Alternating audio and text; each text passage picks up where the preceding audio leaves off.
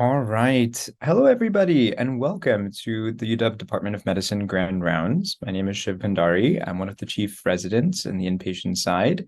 Very excited to have you here and very excited for our panelists today. Um, a quick announcement that please do enter in any questions that you have for our panelists in the chat. And then at the end of the presentation, I will kind of collectively ask each question out loud. To present our speakers today, we have Dr. Barbara Young, who is the Chair of Medicine at the University of Washington. Without further ado, I'll turn it over to you, Dr. Young. Thank you very much. And I'm super excited to kick us off here today. We have all three awardees with us, and they're going to talk to us about the exciting science. We created this Diversity Academic Scholar Award from the department very specifically to assist highly qualified and meritorious DOM-based divisional trainees at the rank of senior fellow or acting instructor or acting assistant professor in their transition to the roles of clinical scholar, physician scientist, research scientist, or PIs as newly appointed assistant professors. And so you are our pride and joy, you're our future, and I could not be more excited than hearing about your work. I'm going to kick us off by introducing the first speaker, Tara Reid, in the division of AID, and she's going to talk to us today about T-cell immune responses and the quest for a syphilis vaccine. On to you, Tara. Perfect. Thank you, Dr. Young. Let me get my slide share up. And I will first start by saying I don't have any financial disclosures to share, and kind of start things by sharing a little bit more about myself. I grew up in Anchorage, Alaska, and was really first exposed to careers in science and medicine through the UW UDoc program as a high school student. At that time, I was just starting to learn about medicine and becoming more interested in research in medicine, and ultimately moved to Maryland to do my undergraduate training so I could be close to the NIH. From there, I was lucky to come back to the University of Washington for my MD PhD training, where I worked in the lab of Sheila Lukart and focused my work there on syphilis pathogenesis. From there, I moved down to Oakland, California for my internal medicine residency, and again was really honored to be able to come back to the University of Washington as a visiting resident to learn more about the ID fellowship program and if I would be a good fit. And it looks like I was. I finished my ID training in July of last year. And so now I'm going to share with you some of the work that I started as a fellow and have continued now as an acting instructor. So here at UW, I've been very, very lucky to work with fabulous mentors. I'm showing you a handful of my mentors. Not everybody can fit on a slide. I mentioned that I started off as a bacterial pathogenesis person working with Sheila Lukart, who provides ongoing mentorship for me along with Lorenzo Giappini.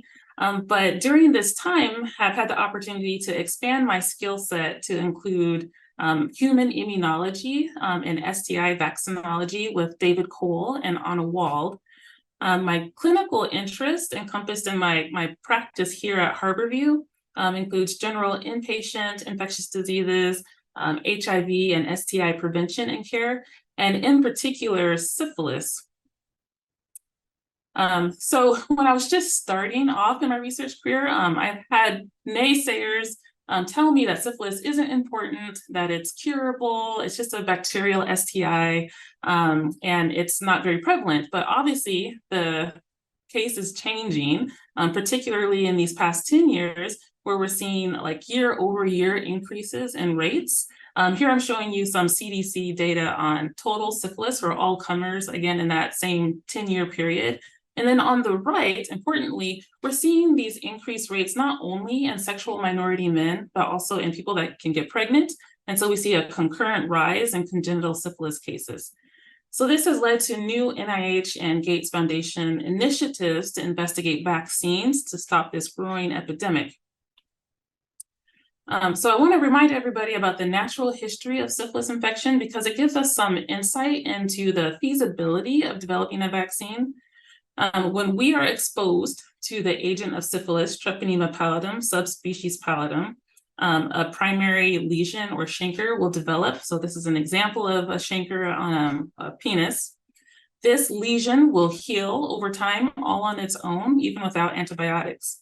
The lesions of secondary syphilis, this is an example here, a secondary syphilis rash, those will also heal just from our own intact immune system. So we know that these early lesions heal, and there's something that our immune system is doing right that will allow those lesions to resolve over time. So when we think about this in context of vaccine development, we know that most of our vaccine development efforts to date have focused on antibodies to the outer membrane of the syphilis bacterium, T. pallidum. And a lot of this early and ongoing work has been done in the rabbit model, but we have limited immunologic tools to continue that work and expand upon it. I mentioned that the early stages of disease resolve, and so we know our immune system is doing something important. We also know that people, when they're infected with T. pallidum, develop lifelong antibodies to multiple T. pallidum antigens. We know this because our treponemal test that we use to diagnose the disease process stays positive generally for a lifetime. So that implies that there's an effective CD4 T cell response that develops, but we don't know exactly what antigens these T cells are responding to and what their effector functions are. We hypothesize that there is an antigen-specific CD4 T cell response involved in this opsonophagocytosis process in two separate ways. So here on the bottom, I'm showing you a CD4 T cell providing direct help to B cells that go on to make these opsonizing antibodies or antibodies that can coat the bacteria. And a second mechanism, we have antigen-specific cells that then go on to produce interferon gamma, and this interferon gamma is functioning as a macrophage activating factor. So it's stimulating those macrophages to do the work of phagocytosing those coated bacteria. So we think that including T cell antigens in vaccine design may help ensure a protective, strong protective immune response. So this leads to my research questions. So if we have a human immune response that's largely or at least partially successful in controlling the infection in an individual, how can we harness that to create a vaccine? I successfully competed for early career awards to study CD4 specific T cell responses, and am now expanding on these themes of my preliminary data to include the measurement of local and systemic acquired immune responses. So that's the addition of plasma cells and CD8 alpha T cells. And then in a second aim, elucidating the local innate immune response at the parenchymal level using gene expression, and then also defining the innate leukocyte infiltrate. To get started answering these questions, I first established a clinical protocol with Anna Wald to obtain all the specimens needed. We enroll from 3 different clinics here in Seattle that are listed here. And we've been successful despite initial challenges launching this clinical protocol during the public health responses from COVID-19 and then Mpox here in Seattle. We enroll participants living with HIV as well, which is important because it enables us to answer questions about co-infection and immunity. And we've been pretty well integrated with our collaborators here at UW and abroad, and have contributed to genome sequencing and some molecular epi studies as well. So from this group of participants, we are able to collect blood and biopsies for individuals that have secondary syphilis. So this is an example of a secondary syphilis rash. And here on the right is a punch biopsy, H&E stain, showing a local inflammatory infiltrate. And within that infiltrate, we're actually able to stain for and identify treponemes, which are highlighted here with red arrows. This is that same punch biopsy with staining. And here in panel B, I'm showing you staining for CD4 T cells specifically, as well as CD8 alpha. We're able to, in panel C, identify macrophage lineage cells, and then in panel D, B cells as well. But here I'm going to focus on the CD4 T cell response and show you some representative data for a single participant. So this is a very data-rich slide, but I'll start by first explaining the top row of graphs. So here I'm showing you data from the blood. So importantly, we know that in our peripheral blood mononuclear cells, our T pallidum specific CD4 T cells are very rare. And so we have an initial enrichment step that I'm not showing you here, but the result of that is a polyclonal T cell line. Each of these graphs represents results from an individual T cell line that we use to query a panel of 88 recombinant T pallidum proteins. So the x-axis has these 88 recombinant proteins that we developed in the lab. And then the y-axis is the strength of response of this T cell line to each of these individual antigens. So here is a calculated threshold that we're looking for a response above. And in this T cell line, we see response to 3 different T pallidum proteins. I'm highlighting TP-0858 here because after day 0, the day of treatment for this participant, we also are able to detect a response to that particular antigen at day 30 after penicillin therapy, and then again at day 180. Okay, so now I'll have you shift your eyes down, and now we're looking at data from skin. So recall, this is a participant who has secondary syphilis. So we took those biopsies from their skin rash at day 0, developed a T cell line. We didn't have to do that pre-enrichment step because, again, there's already an influx of pathogen-specific T cells. But here, again, we're identifying that same response to TP-0858. And similar to above, we see it at day 30 and day 180. So the big takeaways from this hash of data is that there's consistency over time, suggesting a memory response. And then we also see that same response mirrored in the blood and in the skin, suggesting that there is some development of a durable tissue-resident memory population. What I'm not showing you here is that we then go on to verify all of these results at the epitope level and with HLA type 2 restriction. So this is a summary of all of our data to date, looking at T pallidum specific CD4 T cell antigens. Here I'm showing you each of these antigens in relation to the treponema pallidum membrane. So in this gram-negative bacterium, we have an outer membrane, a periplasmic space, and an inner membrane. Importantly, TP-0858 is an outer membrane protein, so could be exposed or is exposed to the host environment and could be a target for opsonic antibody. And then we have a host of other outer membrane proteins. So overall, this is 13 novel human T cell antigens that could be important vaccine candidates in the future. So to summarize, we have a really great functioning IRB-approved clinical research protocol that's ongoing and a growing biobank of specimens to pull from, and have so far identified 13 human T cell antigens.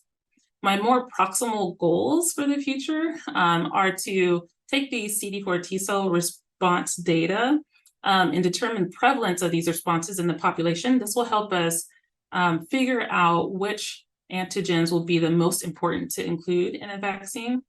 And then I showed in that immunohistology slide these CD8 alpha T cells that are in infectious syphilis lesions. We want to understand more about that specific cell type and its phenotype.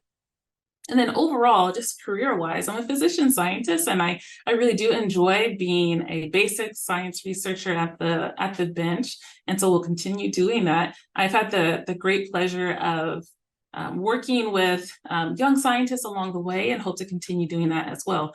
Clinically, I continue to focus on STI prevention and vaccinology, And then some long-range goals include, obviously, growing this research program to continue studying immune cells and T. pallidum infection, particularly in different compartments like the CSF and mucosal as well. I mentioned that I'm including plasma cells in my future aims. And then importantly, working towards identifying correlates of protection, which will be key as we think about crafting vaccines in syphilis. And then ultimately, my long range goal is to, in my career, participate in bringing a syphilis vaccine to clinical trials. So that's all I have for you. I want to make sure I thank all of our study participants and the wonderful clinicians that I work alongside. And then importantly, Charmy Gordonis and the David Cole lab here at UW. And I look forward to questions and discussion. Thank you so much. Thank you, Tara. This was an excellent talk, and what a thoughtful way of dissecting not only the pathogenesis, but really a way forward to prevention and treatment. So really a treat, and I can't wait for the questions as well. I now want to invite Massiel Chavez Stolla to the virtual podium. She's in the division of Hem/Onc, and she's going to talk to us about delineating the role and regulation of autophagy in erythropoiesis. So, Massiel. Thank you so much for the invitation to speak today at the Department of Medicine Grand Rounds.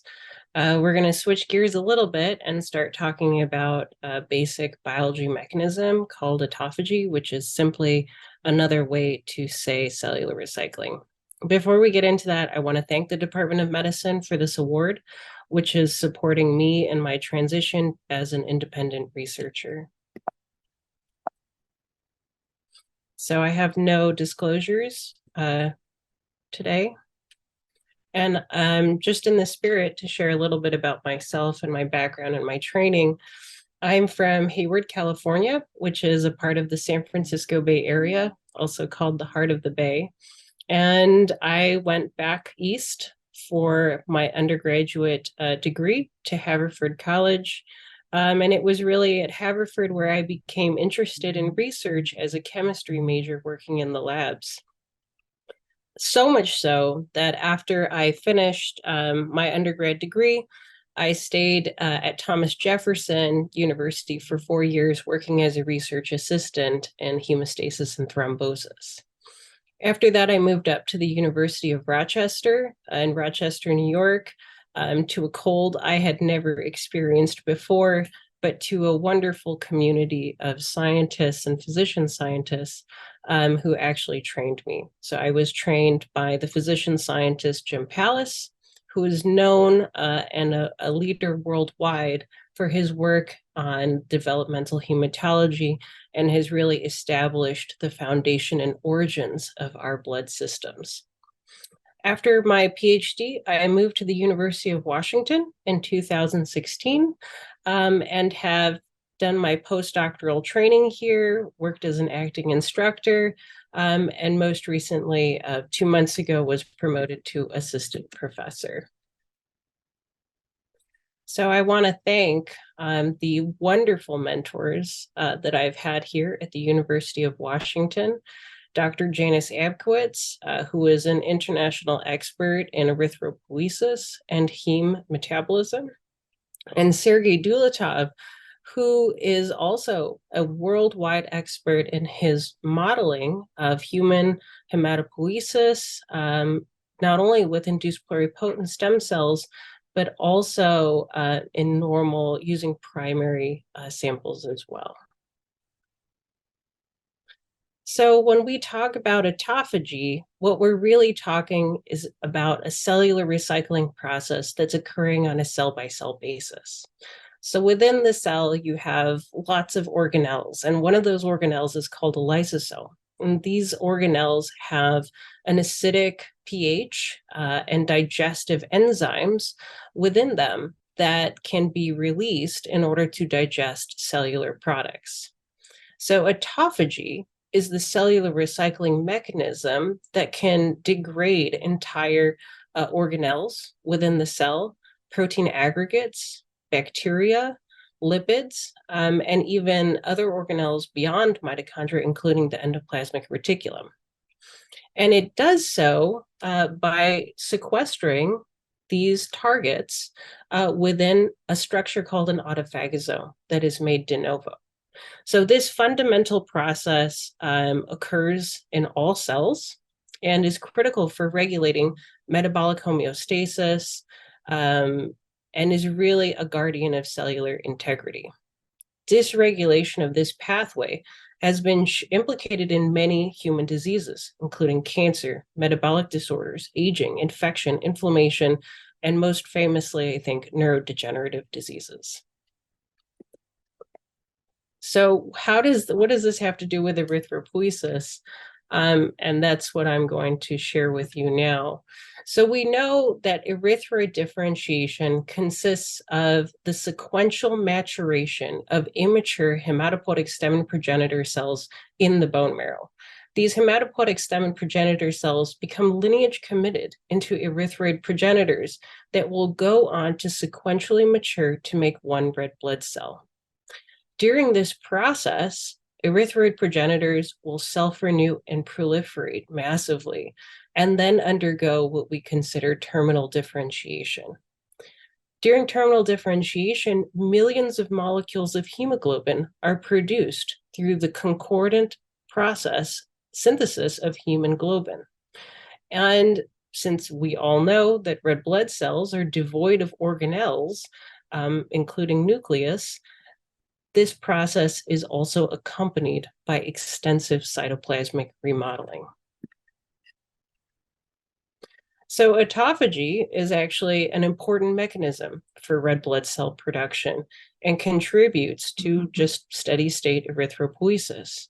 We know that it promotes erythroid differentiation and the lineage commitment from hematopoietic stem progenitor cells. We know that it promotes the degradation of ferritin to maintain iron homeostasis, and that it contributes to the elimination of mitochondria during the final stages of reticulocyte maturation. Retained mitochondria have been found in several human pathologies, including myelodysplastic syndromes, sickle cell disease, systemic lupus erythematosus, as well as Rett syndrome, suggesting that autophagy may actually be dysregulated in certain diseases. And so what do we know about autophagy and how it contributes not only to erythropoiesis, but also to the differentiation of other hematopoietic cells? Autophagy is actually active in many different hematopoietic lineages and has different functions depending on what lineage you are, suggesting that autophagy has important cell type specific functions. So how are the erythroid specific functions of autophagy regulated? In erythropoiesis, it is eliminating all of the mitochondria for cytoplasmic remodeling. So in order to sort of start answering that question, we have to first know what are the molecular mechanisms of autophagy. So in 2016, when I began my postdoctoral fellowship, Dr. Osumi was actually awarded the Nobel Prize for his discovery of the autophagy-related genes in yeast. And these autophagy-related genes consist of the core of the autophagy machinery that help to promote autophagosome formation. So when autophagy is activated, we know that this will trigger a downstream consequences that will start to develop and build this autophagosome de novo. This autophagosome will start to recruit cargo that is targeted for degradation, fuse with the lysosome, and then degrade its internal contents. So since these ATG or autophagy-related genes are so important, I first began by analyzing how these genes are expressed during erythroid differentiation, human erythroid differentiation. What we find is that in more differentiated basophilic erythroblasts, as compared to immature hematopoietic stem progenitor cells, a subset of autophagy-related genes are upregulated. Now, again, we're looking for genes that are upregulated because mitochondrial clearance occurs at the end of differentiation. When we look at the expression of this subset of autophagy-related genes in other hematopoietic lineages, what we find is that only some of them are restricted to erythropoiesis, mainly ATG4A and ATG9A. When we then ask again, how are these autophagy-related genes expressed in other human tissues, we can refine this even further and identify ATG4A as being selectively expressed in erythropoiesis. So what is the contribution of ATG4A then to red blood cell production? In order to answer that question, we used an ex vivo model of human erythropoiesis where we take cord blood and isolate immature hematopoietic stem and progenitor cells, infect them with our lentiviruses to knock down ATG4A, and then differentiate these cells into the erythroid lineage. This is a 3-stage process that we're able to do here in the lab.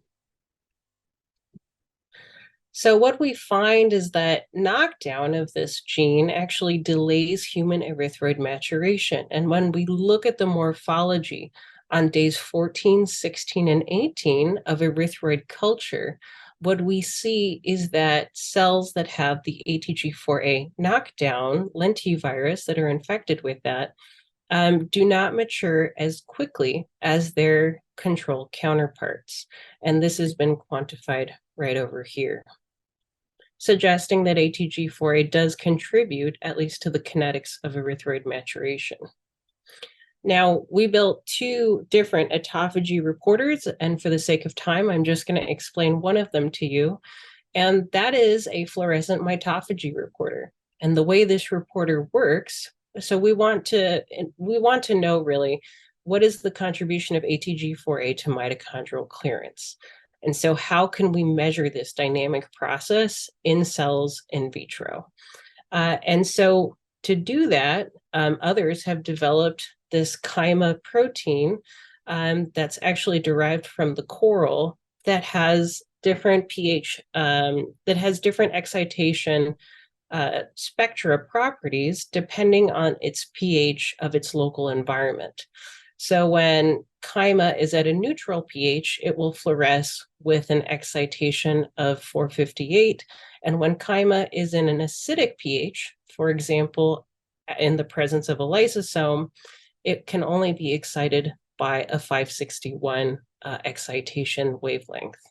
And so using this spectral properties, we're able to determine whether these mitochondria are being degraded or whether they're resting at a neutral pH. Just for your information, this actually has already been made into a transgenic mouse, and people have used this to evaluate mitophagy in vivo. So here's our experimental scheme. We have the mitophagy reporter that we constructed using a mitochondrially targeted chyma protein that also co-expresses an shRNA for our gene of interest, which is ATG4A. We express this lentivirus in immature hematopoietic stem progenitor cells, and then use our ex vivo erythroid differentiation system to measure the ratio of the acidic versus neutral fluorescence on different days of erythroid differentiation. And what this looks like is that over days of erythroid culture, so as these immature HSPCs become into mature reticulocytes and red blood cells, the amount of mitophagy increases. So what's plotted here is the ratio of your acidic over neutral fluorescence signals. And in the presence of the shRNA for ATG4A, we actually have diminished mitochondrial clearance. They say a picture is worth 1,000 words. And so we actually looked at the ultrastructure of these reticulocytes ex vivo, and also find, consistent with all of the data that we've already identified, is that in fact, knockdown of ATG4A results in the retention of these mitochondria, which are the dense structures within the reticulocytes, as well as other cytoplasmic contents in matured red blood cells. And this has been quantified as well. And all this work has been published. So just to conclude this part, what we see is consistent with what had already been known, which is that during this dynamic process of the production of red blood cells, autophagy and mitophagy increases during differentiation. We now know that ATG4A maintains the kinetics of this process, and it mediates mitochondrial clearance. We also know that it's regulated by reactive oxygen species, suggesting that this process might be dysregulated in hematopoietic disorders characterized by high levels of ROS. In the future, so career-wise, what I'm doing is starting to establish my own independent research laboratory here at the University of Washington, and some of the questions that we're tackling will be, what are the molecular mediators of autophagy in erythropoiesis? This is a multi-step process that includes the de novo formation of the autophagosome, cargo recognition, and lysosomal degradation. And we don't fully understand what the molecular players are for all those different steps. We want to know when this process is being activated during differentiation, and how this might interplay with the proteasome pathway, which is a parallel degradation pathway that's being utilized within cells. And perhaps most importantly, we want to take all this information and use it to better understand how autophagy contributes to hematopoietic disease. This includes sickle cell disease, beta thalassemia, as well as myelodysplastic syndromes such as MDS-RS. And I just want to say thank you to everybody in the Dulatov lab, my co-mentor, Dr. Abkowitz, her laboratory as well, my mentorship committee, funding, and the University of Washington for this award that's helping fund my transition to independence. Wonderful. Thank you, Massiel. Yet another very thoughtful, methodical way at looking at erythropoiesis in the context of autophagy. So really excited to see what the startup of your lab will yield, and wishing you much success. Next to the stage, I'm asking Dr. Ana Valencia. She's a research assistant professor in the UW Medicine Diabetes Institute, and she's going to talk to us about the battle between mitochondria and weight loss. On to you, Ana. Thank you so much, Dr. Young. Let me share my screen. Well, hello, everyone. Good afternoon. Buenas tardes. My name is Ana Valencia, and I just started my research program here in the Department of Medicine in the Division of Metabolism, Endocrinology, and Nutrition. And I started last summer. So I really want to thank the Department of Medicine for this award that has allowed me to transition to independence. And I'm very honored to be part of this wonderful group. Dr. Reid and Dr. Chavez Stolla is just great too. The three of us are presenting today, so I'm honored. I have no financial relationships to disclose. And a background about myself, like Dr. Reid, I also graduated from the University of Maryland, and I studied nutrition. I did my bachelor's in dietetics, and then I got my PhD also in Maryland in exercise physiology. And throughout this time, I was usually very interested to learn more about this conversion from fuel to energy. So this naturally drew me into what we talked about in the last session. Dr. Chavez Stolla talked about the mitochondria, and I joined Dr. Marcin Exlava as a postdoc here at UW. He's in the radiology department, and he studies bioenergetics in the context of aging. And I also built a mentorship team with Dr. Ellen Scher and Karen Bornfeld, who are also here in metabolism. Dr. Karen Bornfeld studies atherosclerosis and diabetes, and Dr. Ellen Scher looks at obesity in a clinical setting. So I've been able to really learn a lot from these individuals, and I owe them a lot.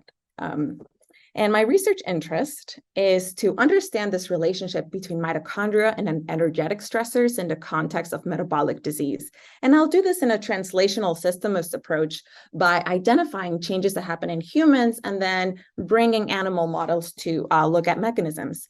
And for the sake of time, I'm only going to be talking about the human study here.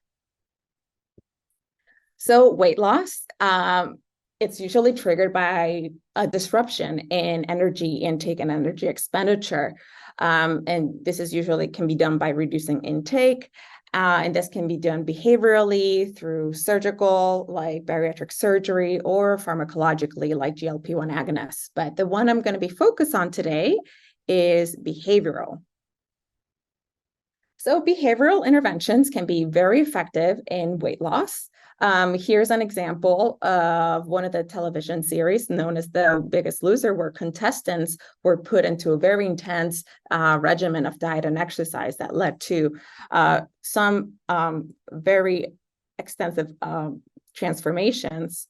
So what happens with weight loss? A group at the NIH led by Kevin Hall studied a group of contestants. And if you look at the changes in body weight after this 30-week competition, that is extreme body weight loss, which is of about 133 pounds on average. But the problem is that 6 years after this massive weight loss, the majority of them lost weight. This group also assessed resting metabolic rate. So notice that at 30 weeks after the competition, there's a reduction in resting metabolic rate. And part of that is attributed to a smaller body, which requires less energy. However, 6 years later, the resting metabolic rate is still reduced. And this is not because they were still smaller people. In fact, there's a discrepancy here. So clearly, weight loss reduces resting metabolic rate, and this leads to a persistent resting metabolic rate 6 years later that may predispose them to weight gain. So how do we assess metabolic rate? We can do this through indirect calorimetry by looking at how much oxygen we're consuming and how much carbon dioxide we're producing. And essentially, this is the exact same function that mitochondria does. It uses oxygen and fuels, so like pyruvate and glucose, and they're broken down in the TCA cycle and beta oxidation to produce carbon dioxide. At that time, it also creates shuttles of electrons known as FADH and NADH. And these electrons are shuttled to the inner mitochondrial membrane, where there's an electron transport chain complex that utilizes oxygen to induce a flow of electrons that pump protons to the inner mitochondrial membrane. And ATP synthase uses this membrane potential to produce ATP. So again, this is essentially the same reaction that is kind of looked at in indirect calorimetry to assess metabolic rate. So my question was, how does weight loss change mitochondrial respiration? And to address this, I was lucky enough to collaborate with Dr. Ellen Scher and collect blood samples from an ongoing clinical study here at the NORC. And this is known as the Weight Loss and Brain Study. So for the study, they recruit healthy weight people and people with obesity. And the people with obesity also undergo a behavioral intervention of diet and exercise that is quite personalized for them to induce weight loss. And then they're followed up 6 months, 12 months, and 18 months after. So I was able to collect blood samples from these different sessions. If you're, like we said before, if we're thinking mitochondria and blood, at least there shouldn't be mitochondria in red blood cells. We know that, but immune cells, here's a picture of some monocytes. The blue, you see the nucleus, and the green, you see the mitochondria. So clearly immune cells have mitochondria. And so I use the mitochondria of these cells to identify changes in mitochondrial function. And one of the great things about this study is that participants take an electronic scale with them. So we can actually assess their weight loss trajectory throughout the whole 18 months. So here's an example. On the y-axis, you have the percent weight loss, and the x-axis, you have time. So you see this weight loss trajectory for this specific individual. So on average, the people who lost weight, they lost about 10% of their body weight, 30% of visceral adipose tissue, and 3% of lean mass. So what happens? Oh, to the blood after I collect it. Usually I collect the peripheral mononuclear cells, which are these immune cells, and then I separate those into monocytes and T cells. And I'm only going to be showing the T cell portion. And then for this particular study, I measure mitochondrial function using a seahorse analyzer. Now, a seahorse, it's not an actual animal, it's a machine up here. And what it does is that it measures oxygen consumption rate. Here you can see it on the y-axis, and then on the x-axis you have time. So when you put the cells in there, you get their regular oxygen consumption, and then we induce an inhibitor of ATP synthase, which reduces oxygen consumption, and then we completely uncouple the mitochondria just to induce the maximal capacity of oxygen consumption for that cell. So using this analyzer, I'm going to present some of the results. So when we look at the number of T cells in obesity, it's known that leukocyte number increases with obesity, just showing that this is a condition of inflammation. And then in the weight reduced group, there is no difference in the number of cells. So what happens to mitochondrial function? The main difference here was that, and I'm showing here on the bar graphs on the right, there's a reduction in maximal respiratory capacity of T cells with obesity, and this does not recover after weight loss. But when we went back and thought about this, we had the weight loss trajectories of every single participant.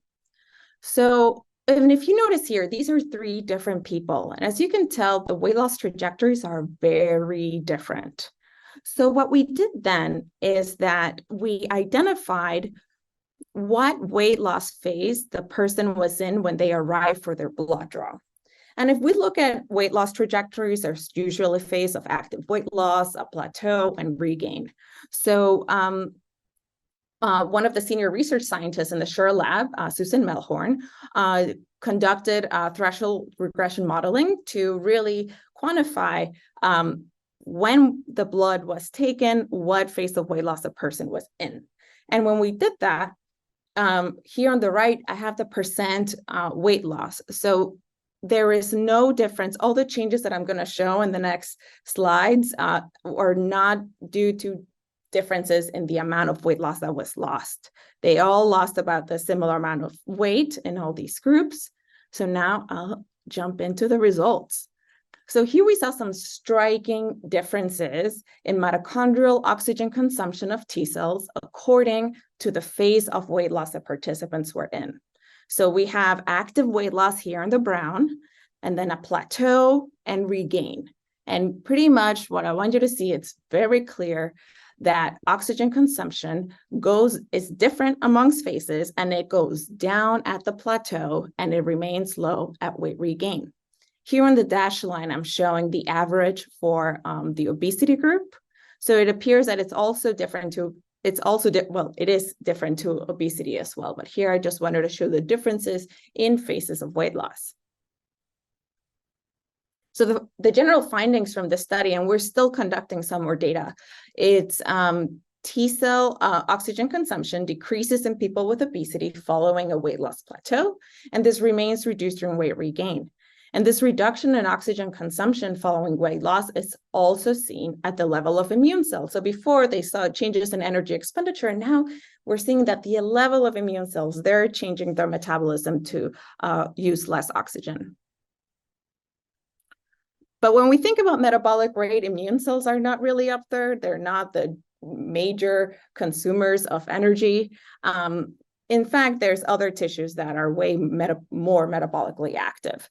And if we account for the amount of tissue that we have, for example, skeletal muscle, Usually an average person burns 325 calories per day per kilogram of organ. So clearly, skeletal muscle is very much involved in resting energy expenditure. So my next question is to determine whether phases of weight loss are characterized by differences in mitochondrial function of muscle, liver, and immune cells that are associated with energy balance. And for this, unfortunately, I can't just get liver samples from humans on a regular basis. So I will resort to mouse studies for this. So I have planned some studies that are starting, and I will have results hopefully in a year. Looking more into the differences in mitochondrial function in obesity with active weight loss plateau, and weight regain. And these mice will undergo indirect calorimetry at the energy balance core here at UW. And I'm also going to be conducting a variety of mitochondrial assessments in a variety of tissues, like I said earlier. And one of the machines that I will be using for oxygen consumption that really allows us to better understand the kinetics of mitochondrial changes in each tissue is known as it's high resolution respirometry. The machine is shown in the middle. And essentially what it does is that you inject substrates and ADP and into the mitochondria itself, and you see how it changes. So you put the machine has two chambers where you can put cells, liver, muscle, et cetera, mitochondria, and look at changes in oxygen consumption and other and membrane potential, ATP synthesis as well. Here on the right, for example, I titrated ADP to look at the kinetic changes in oxygen consumption in skeletal muscle fiber. So that's one example. And I do have some preliminary data right now on that. And pretty much what I wanted to show here is that mice who become obese with a high-fat diet, and then we induce weight loss by switching them to a low-fat diet, we find that these mice are quite different. The healthy control mice and the weight-reduced mice are quite different. First of all, the weight-reduced mice consume less food, meaning that may need less energy. But here I am finding some very interesting changes in mitochondrial dynamics, where after weight loss, the mitochondria become less sensitive to an energetic demand. Again, this is preliminary, but it's pretty exciting for future research. And so my conclusion is that the phases of weight loss significantly impact T cell bioenergetics, and future work may reflect the propensity for weight regain and influence immune function and energy balance post weight loss.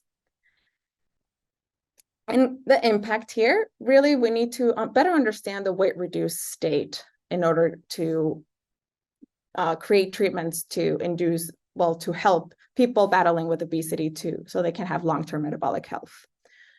I also want to thank the number of people who have helped me with these projects, and also the members of my lab. Thank you. All right, I just wanted to thank all of our speakers for their excellent presentations, and then ask a few questions from the audience. The first question that came is for Dr. Tara Reid. The question is, are targets that you have identified conserved between different TP strains? Great, thank you so much. So the targets that we have identified, so there's many that are conserved, like the full length protein is conserved amongst strains, but we did identify targets within variable proteins like TP0548, for example. It's a great question. Prior researchers, so Cecilia Morgan in particular, showed that in a highly variable protein, outer membrane protein, T cell and B cell antigens or epitopes actually segregate differently into different parts of the protein. So she had found that T cell epitopes were preferentially found in conserved regions. We had hoped that that would be a similar finding for us, and for TP548, at least that seems to be true as well. So it's a great point. I think that the other thing, just to add on to that, is it's not clear yet if it's important for the T cell epitope to be the exact same epitope, or within the B cell epitope to get that synergistic action of supporting opsonic antibody production. So that's something that remains to be seen as well. So the importance of whether or not the antigens need to be together on conserved portions or variable portions of these proteins that do show strain to strain variability.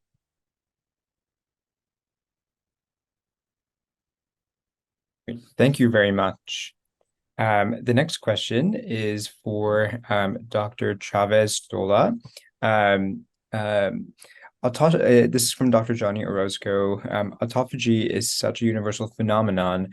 What would be the risks of trying to target the ATGA4 in diseases like MDS?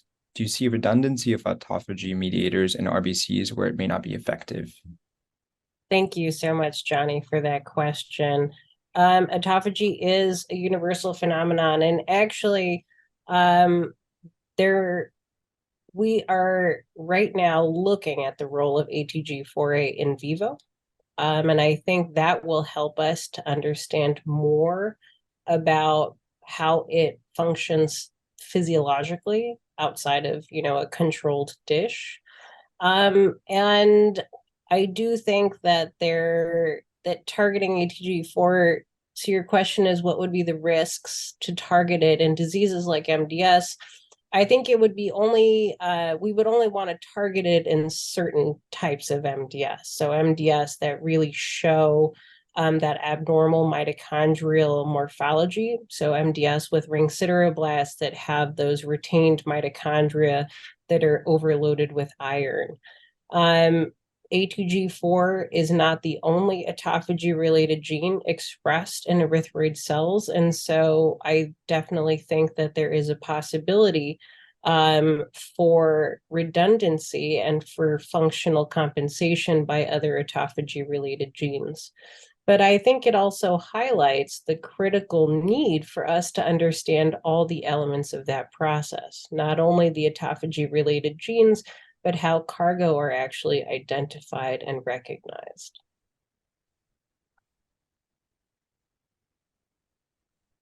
Thank you very much. And then a question for Dr. Ana Valencia. In your previous work looking at high sucrose diets and the connection with mitochondrial dysfunction in aging, has there been any connection with other triggers apart from sucrose that can lead to mitochondrial dysfunction?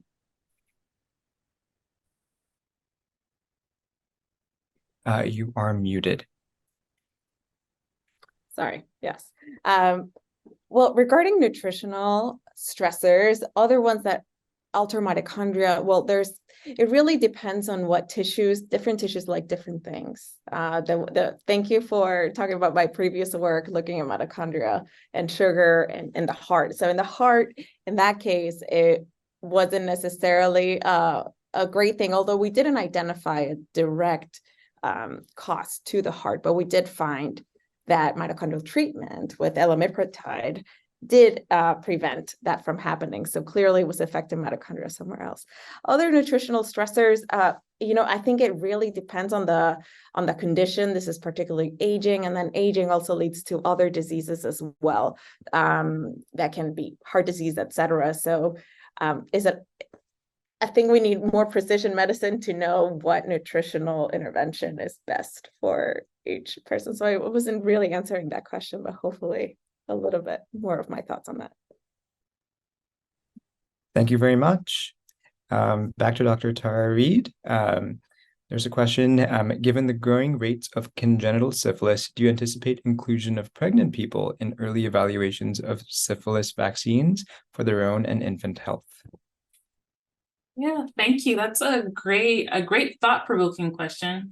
I would say that even before thinking about including pregnant people in studies of vaccination, it's going to be really important to understand what is happening on an immunologic level at the placenta. I don't think it's very well described. We know that during congenital syphilis, you have this vertical transmission through the placenta, and that there is a lymphocytic infiltrate. But again, we don't know anything about those cells. We don't know which cells are doing what and what antigens they're responding to.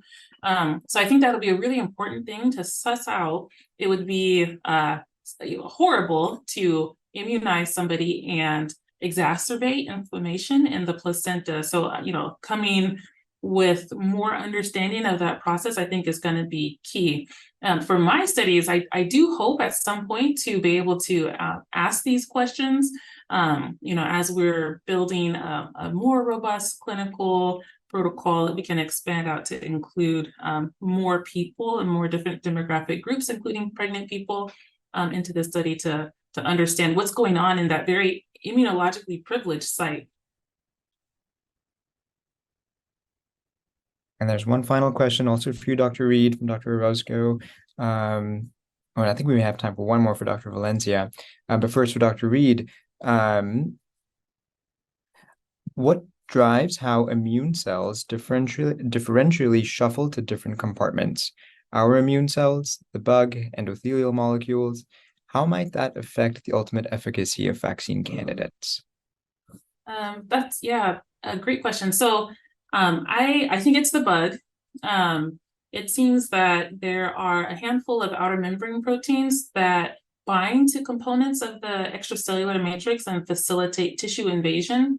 So different groups have described this for particular T pallidum proteins. There's an interesting study where researchers inject recombinant peptides, so just proteins, into the skin and are able to raise blister fluid over that site and investigate and describe the inflammatory cells that are infiltrating that area. So there's no live organisms, it's just the T pallidum proteins, and you see an influx of specific cells. So I think it's the bug and the pathogen molecules. But it's important to think about, and obviously we want to be able to elicit responses in the mucocutaneous areas of the body, because these are the spaces that become infected and develop into infectious lesions, right? So that's what we want to avoid. But yeah, I think it's the bug.